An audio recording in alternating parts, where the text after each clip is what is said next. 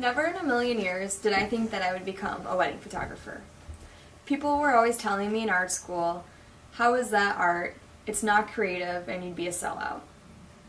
Everything they taught us was pretty much geared towards how to have your work displayed in a gallery rather than actually succeeding in the real world.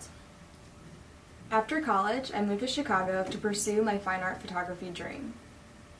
5 years of disappointments and broken promises, I decided I needed a fresh start. I packed up and moved to the West Coast. I found my fresh start on a studio storefront off of Main Street in Huntington Beach, California. I was a little hesitant to go in at first because it was a wedding photography studio. However, I needed a job and this involved a camera. A week later, I was off second shooting with Jim, the owner, for my first wedding.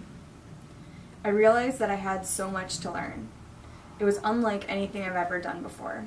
It was fast-paced, it was emotional, and it was an adrenaline rush all at the same time. I realized that the photos weren't boring or static, but they were actually fun, candid, and I could be as creative as I wanted to be.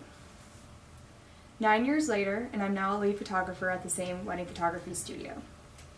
To be able to capture and share in the biggest moments in someone's life is pretty incredible.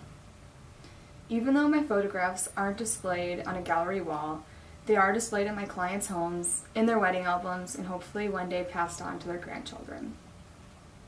Through my experience, I learned that wedding photography is actually art in itself.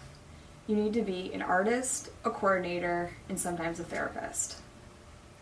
I now know that I can be as creative as I want to be, just as long as I get those traditional family photos in there as well.